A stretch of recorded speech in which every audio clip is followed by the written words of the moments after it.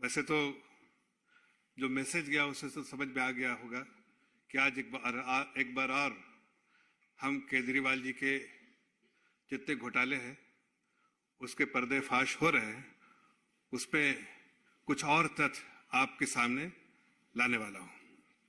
लेकिन उससे पहले कि मैं वो तथ्य आपके सामने रखूं, मैं चंद पंक्तियां कहना चाहता हूं जिससे आपको उनके चरित्र और जो मुखौटा पहनते हैं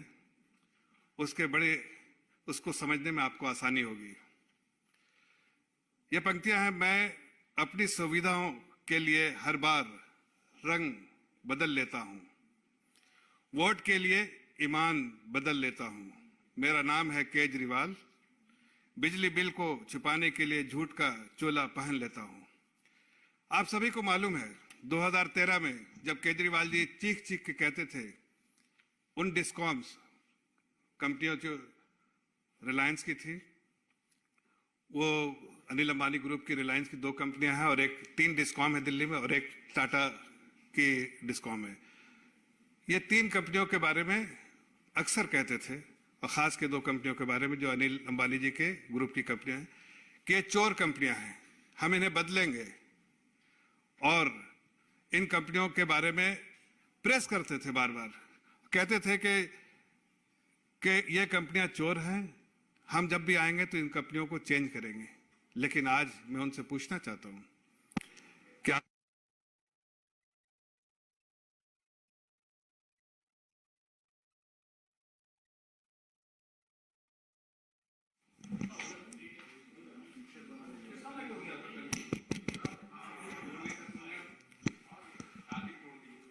तो मैं ये कह रहा था कि जो 2013 में केजरीवाल जी बार बार प्रेस कॉन्फ्रेंस करके ये कहते थे कि हम इन कंपनियों को बदल देंगे, डिस्कॉम्स जो है उनको बदल देंगे इसलिए कि ये चोर कंपनियां हैं, चोरी करती हैं, घोटाला करती हैं और इनको हम बदलेंगे। लेकिन आज ऐसी कौन सी मजबूरी है और ऐसी कौन सी मजबूरी थी केजरीवाल जी कि आज इनके साथ ही आप साठगांठ करके वही जिसके बारे में आप कहते थे कि चोरी को रोकेंगे, आज खुद चोरी कर रहे हैं। मैं आपके सामने तथ्य रखूंगा कि आखिर वो कौन सी मजबूरी थी जो आज उनको चोरी करने पे मजबूर कर रही है और मुखौटा पहन के कुछ और ही लोगों को गुमराह करते रहते हैं। देखिए, ये 2 जो कंपनियां हैं उसका नाम है BRPL और BYPL, BSES राजधानी प्राइवेट लिमिटेड और BSES यमुना प्राइवेट लिमिटेड। ये दोनों कंपनियों में 51% अनिल अंबानी जी का शेयर है और 49% जो है वो शेयर जो है वो दिल्ली गवर्नमेंट का है।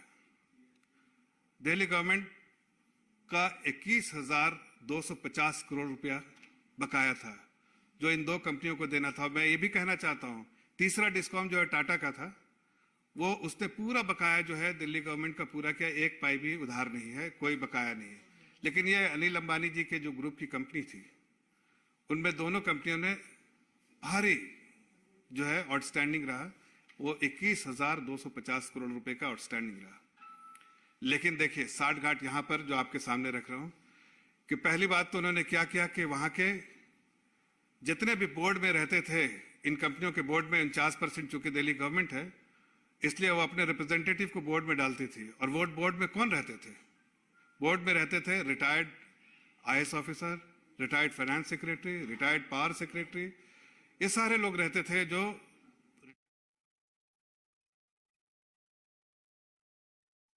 सरकार के इंटरेस्ट को प्रोटेक्ट करते थे और वो उस वक्त उनको बोर्ड में उनकी जगह मिलती थी। लेकिन केजरीवाल जी ने इन सभी लोगों को हटा दिया, इन सारे लोगों को हटा के अपने खास लोगों को उसमें रखा ताकि घोटाला करने में आसानी हो और दिल्ली गवर्नमेंट का इंटरेस्ट प्रोटेक्ट करने वाला कोई नहीं बचे। इसलिए कि यहां पर तो दिल्ली गवर्नमेंट का इंटरेस्ट नहीं बल्कि केजरीवाल जी का इंटरेस्ट प्रोटेक्ट करना था। इसलिए इन सब कंपनियों में उन्होंने नए जो डायरेक्टर लगाए, उसमें से सबसे ज्यादा जो बड़ा घोटाला करने में जो रोल प्ले किया है वो जैस्मिन शाह, आपके जो है केजरीवाल जी के करीबी जैस्मिन शाह, ND गुप्ता, उमेश त्यागी और जेएस देशवाल, ये सारे नॉमिनी है दिल्ली गवर्नमेंट के, लेकिन दिल्ली गवर्नमेंट के नहीं, केजरीवाल जी के ही नॉमिनी है, इसलिए कि दिल्ली गवर्नमेंट का तो इंटरेस्ट इन्होंने प्रोटेक्ट किया नहीं। इन्होंने केजरीवाल जी के घोटाले को करने का नापाक कारनामा जो है अंजाम देने का काम किया। अब देखिए क्या होता है कि 21,250 करोड़ का बकाया वसूल करने के बजाय उन्होंने सबसे पहले, और उस पर रेट ऑफ इंटरेस्ट जो, अगर late payment rate of interest जो 18% था, सबसे पहले तो उन्होंने उस 18% को 12% जो है बोर्ड ने कर दिया। अब बोर्ड में पहले तो सरकारी ऑफिसर्स थे, वो बोर्ड में ऐसी काम नहीं करते थे, इसलिए इससे नुकसान तो सीधे एक साल में 3,000 करोड़ का नुकसान हुआ। लेकिन पुराने बकाये के साथ देखें तो अगर इसको करें तो कब तकरीबन 8,500 करोड़, 1-2 करोड़ नहीं, 8,500 करोड़ का नुकसान जो है वो सीधा जो है 18% रेट ऑफ इंटरेस्ट, जो late payment of rate of interest था, उसको 18 से करके 12% कर दिया गया। उससे 8,500 करोड़ का, एक साल में 3,000 करोड़, पुराने बकाये के साथ 8,500 करोड़ का सरकार को, दिल्ली सरकार को घाटा हुआ। ये कौन से अंडरस्टैंडिंग थी? इसी कंपनियों के बारे में आप बुरा भला कहते थे, हटाना चाहते थे इसके, लेकिन आज साठ गांठ करके इन्हीं को फेवर कर रहे हैं। आप 18% से 12% कर रहे हैं। दूसरी बात, केजरीवाल जी के गवर्नमेंट ने और उनके जो प्यादे जो बोर्ड पे बैठे थे, उन लोगों ने दूसरा जो है घोटाले का काम किया कि वसूली करने के बजाय उन्होंने कहा कि फ्यूचर सेटलमेंट कर देंगे, आगे आने वाले सब्सिडी जो देने वाले हैं उसके अगेंस्ट सेटलमेंट हो जाएगा, और वो 11,500 करोड़ फ्यूचर सेटलमेंट होगा। ये कौन सी अंडरस्टैंडिंग है कि फ्यूचर सेटलमेंट होगा? जबकि दो बहुत अहम चीजें हैं। पहली बात कि दिल्ली इलेक्ट्रिसिटी रेगुलेटरी कमीशन ने बहुत साफ अल्फाज में लेटर लिखा था दिल्ली गवर्नमेंट को 19 फरवरी 2018 को कि जो भी सब्सिडी आप देते हैं बेनिफिशियरीज को, उनको डायरेक्ट बेनिफिट ट्रांसफर दिया जाए, उनके खाते में पैसे जाना चाहिए। लेकिन ऐसा नहीं हुआ। और खुद के केजरीवाल जी बार बार कहते थे कि हम तो लोगों के खाते में पैसे पहुंचाएंगे, लेकिन ऐसा नहीं किया। आखिर क्या मजबूरी थी कि ऐसा नहीं किया? इसलिए कि फ्यूचर सेटलमेंट कैसे होगा उसकी रूपरेखा किसी को नहीं मालूम है। ये सिर्फ अंडरस्टैंडिंग है, पब्लिक डोमेन में कुछ नहीं है। ये अंडरस्टैंडिंग है कि अगर आप जो भी इसमें से माफ करेंगे या फ्यूचर सेटलमेंट करेंगे, उसका कमीशन सीधे केजरीवाल जी के लोगों को आ जाएगा। और ये पूरा काम बोर्ड में बैठे लोग जो उनके प्यादे हैं उन्होंने अंजाम दिया, इसलिए कि दिल्ली गवर्नमेंट के रिटायर्ड ऑफिसर्स को हटा दिया गया जो दिल्ली गवर्नमेंट के इंटरेस्ट को प्रोटेक्ट करते थे। यहाँ केजरीवाल जी के इंटरेस्ट को प्रोटेक्ट किया जा रहा है, इसलिए कि वहां से कमीशन जो आ रहा है वो बहुत बड़े, अभी 11,000 करोड़ 12,000 करोड़ अगर आप फ्यूचर सेटलमेंट करेंगे तो उसका आप समझ लीजिए कितना बड़ा कमीशन जो है दिल्ली सरकार को और केजरीवाल जी को और उनके लोगों को मिला होगा। दूसरी बात, कहने वाली बात है कि केजरीवाल जी ने अपने ही कैबिनेट के डिसीजन को जो 2016 में लिया था, खुद के केजरीवाल जी के गवर्नमेंट के डिसीजन को, दिल्ली गवर्नमेंट के डिसीजन को परे रखा, इग्नोर किया। और जबकि उस कैबिनेट का डिसीजन था कि हर साल ऑडिट किया जाएगा इस डिस्कॉम्स का, हर साल इसकी ऑडिट की जाएगी ताकि कोई घोटाला ना हो इसमें। लेकिन आपको बताना चाहता हूं कि एक साल में भी घोटाला, एक बार भी जो है उसने इसका ऑडिट नहीं किया। और कारण यह है कि अगर ऑडिट करते तो पता चल जाता कि कितने बेनिफिशियरीज को मिला, कितने लोग को पैसा दिया गया, सब्सिडी दी गई। ये सारी चीजें जो है वो किसी को नहीं मालूम है, ना पब्लिक डोमेन में मालूम है, ना सरकार को मालूम है, खाली केजरीवाल जी को मालूम है। इसलिए कि वहां कमीशन जो गया है, जो अंडरस्टैंडिंग थी कमीशन लेने का, इसलिए वो सारे घोटाले, चाहे वो शराब घोटाला हो, चाहे बस घोटाला हो, सब में वो कमीशन खोरी करते हैं। इसमें भी डिस्कॉम के साथ एक साठ घाट करके उन्होंने घोटाला किया।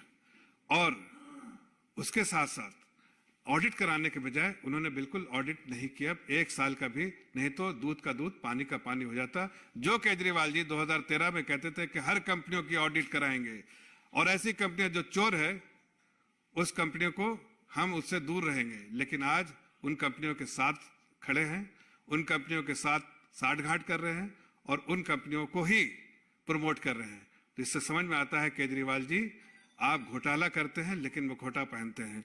मैं उनसे 3-4 सवाल करना चाहता हूं कि आखिर केजरीवाल जी ने से पूछना चाहता हूं कि बीआरपीएल और बीपीएल का हर साल ऑडिट कराने का जो आपका वादा था वो आखिर क्यों नहीं किया? क्या मजबूरी रही थी कि आपने नहीं किया? पहला मेरा सवाल है और इस सवाल का हम जवाब चाहते हैं केजरीवाल जी के, आखिर आपके कैबिनेट डिसीजन को आपने क्यों इग्नोर किया?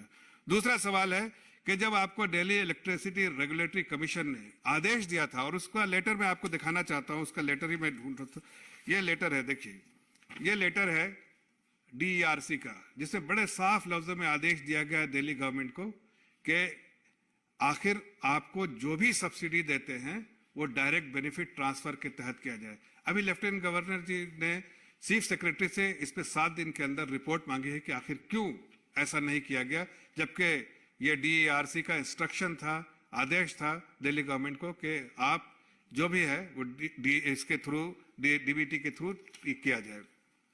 तीसरी चीज, आखिर जो मैंने पहले भी कहा उसी का जिक्र कर रहा हूं कि आखिर कोई कारण तो होगा कि सरकारी रिटायर्ड ऑफिसर्स जो दिल्ली गवर्नमेंट के इंटरेस्ट को प्रोटेक्ट करते थे उनको बिल्कुल हटा दिया गया बोर्ड से। वो कौन सी मजबूरियां थी? क्या वो आपके आड़े आ रहे थे? क्या आपको घोटाला करने में मदद करने के बजाय वो आपके आड़े खड़े हो गए थे? आखिर वो कौन सी बात थी? जितने senior officers, finance secretary, power secretary, chief secretary, जो उसके मेंबर होते थे, बोर्ड पे रिप्रेजेंटेटिव होते थे, इन सब को आपने हटा दिया। लेकिन आपने रखा कैसे लोगों को? जो घोटाला के लिए जाने जाते हैं, एनडी गुप्ता, जैस्मिन शाह, ये सब तो इनके प्यादे हैं जो घोटाला करते हैं।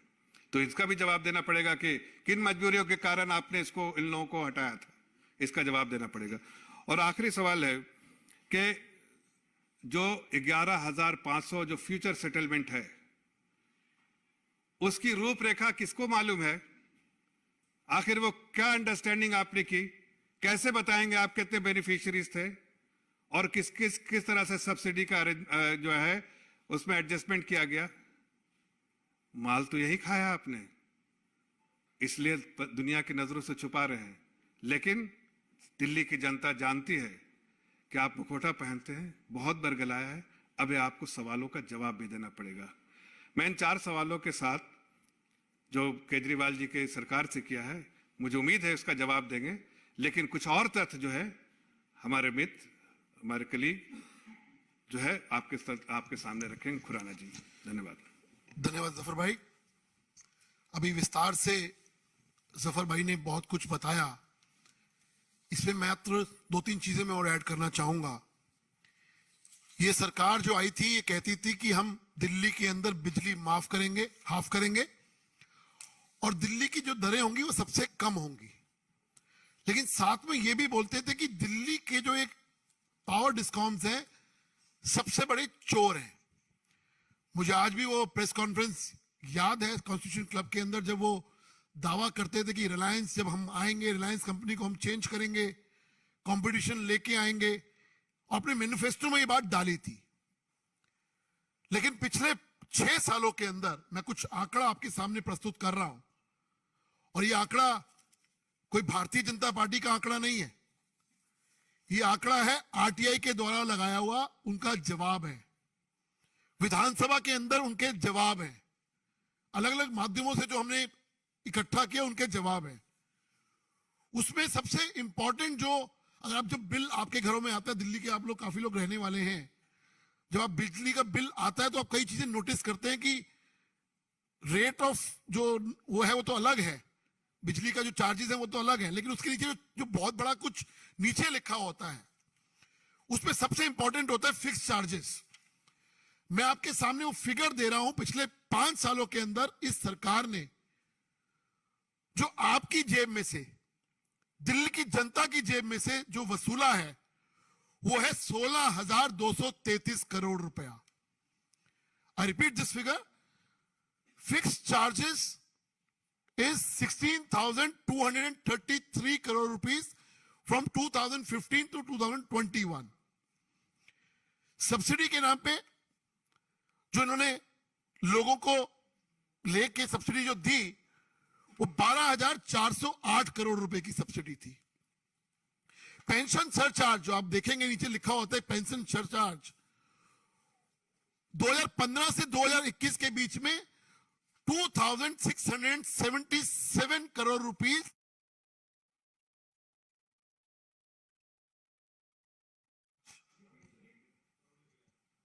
नहीं अब आ रही है पेंशन सरचार्ज जो आपके सब बिलों में लग के आता है उसका फिगर है 2677 करोड़ रुपीस और ये वसूला गया है 2015 से लेकर 2021 के बीच में।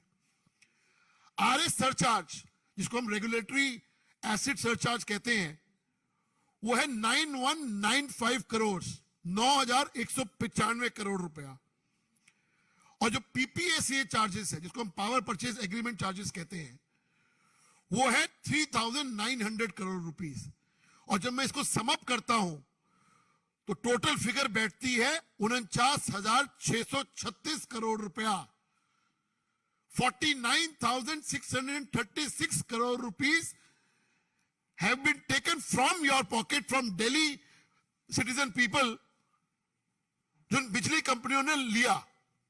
अब सवाल यह उठता है कि क्या एक दिल्ली की जनता को जानने का हक नहीं है कि ये जो पैसा लिया गया उसका उपयोग जिस माध्यम से लिया गया जिसके लिए लिया गया वो है या नहीं है, जिसके लिए कंपनियों को किया गया वो सही हाथों में जा रहा है या कितना उसको एक्चुअल होना चाहिए, कितना होना चाहिए एक कंज्यूमर को, वो आपको जानने का हक नहीं है। इन्होंने वादा किया था कि हम 2015 के अंदर सीएजी ऑडिट कराएंगे, हम भी तो यही मांग कर रहे हैं। अभी जफर भाई ने भी कहा कि 2015 से लेके 21 तक कोई हिसाब किताब नहीं है। 49,000 करोड़ रुपए दिल्ली की जनता से वसूल कर लिया गया, उनकी गाड़ी कमाई का पैसा ले लिया गया, लेकिन क्या हिसाब है दिल्ली की जनता को जानने का हक है। ये हम आज डिमांड करते हैं कि तुरंत से तुरंत सीएजी इंक्वायरी कब होगी ये जरा बताएं अरविंद केजरीवाल साहब। और दूसरा, अभी जैसे जफर भाई ने बिल्कुल ठीक कहा, जब 2018 का ऑर्डर आ गया और जिस प्रकार नरेंद्र मोदी जी हर स्कीम को डायरेक्ट बेनिफिट ट्रांसफर करते हैं, ऐसा क्या कारण है कि आप ये जो चीजें दे रहे हैं, सब्सिडी दे रहे हैं, जनता के नाम पे सब्सिडी कहते हैं कि हम सब्सिडी दे के हम फ्री बिजली दे रहे हैं, हाफ बिजली दे रहे हैं, वो डायरेक्ट कस्टमर के अकाउंट में क्यों नहीं पहुंचती, आज ये सवाल पूछा जा रहा है। उसका कारण ये है कि करप्शन बहुत बड़ा कारण है। आप इसके अंदर करप्शन कर रहे हैं, इसलिए आप डायरेक्ट बेनिफिट ट्रांसफर नहीं करना चाहते। और तीसरा इंपॉर्टेंट सवाल, जो ये लोग कहते थे अपने मैनिफेस्टो के अंदर कि ये कंपनियां तो चोर हैं, लेकिन जब हम सरकार के अंदर आएंगे हम कंपटीशन भी लाएंगे ताकि जो रेट है वो सस्ता हो, हम कंपटीशन लेके आएंगे, नई कंपनियां इंट्रोड्यूस करेंगे। ऐसा क्या कारण है कि 2015 से लेके आज 7 साल हो गए, आपने नई कंपनियां क्यों नहीं इंट्रोड्यूस करी? यह सवाल आज भारतीय जनता पार्टी आपसे पूछ रही है। अरविंद केजरीवाल साहब, मुझे लगता है आप इसका जवाब देंगे, बात को घुमाएंगे नहीं और इधर उधर की बात नहीं करेंगे। बहुत बहुत धन्यवाद।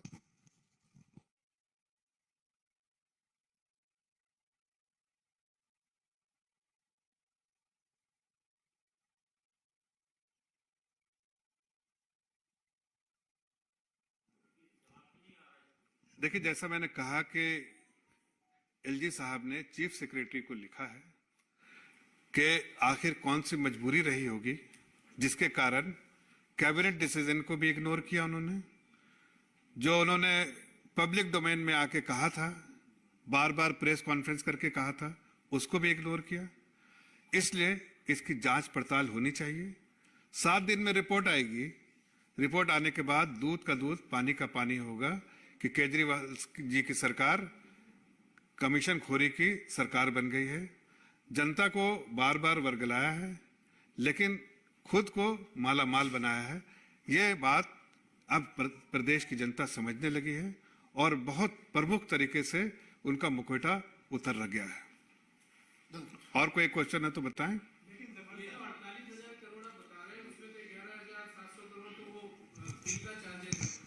मैंने आपको अलग अलग फिगर दी, मैं आपको अलग से दे दूंगा। टोटल 49,000 में फिर आपकी फिगर ठीक कर दूं, 49,636 करोड़ रुपए, 48,000 नहीं है, 1,600 करोड़ का फर्क मत डालिए, वो सब्सिडी अलग है। धन्यवाद।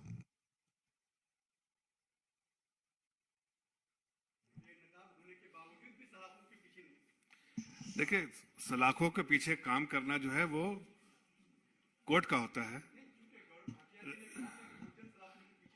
लेकिन कोई डेट तो नहीं दिया था ना। ये प्रक्रिया होती है, जो गलत काम करेगा उसको कानूनन लॉ ऑफ द लैंड के हिसाब से हर को उसको दंडित किया जाता है और किया जाएगा।